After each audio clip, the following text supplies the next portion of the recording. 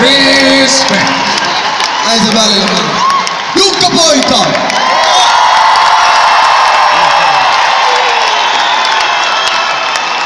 Ihan siis loistavaa saada vierailijoita mukaan tällaisille keikoille.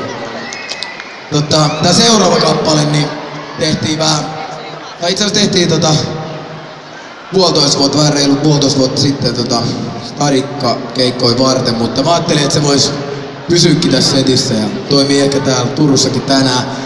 Otetaan seuraava vierailija myös lavalle, Ville Kalle!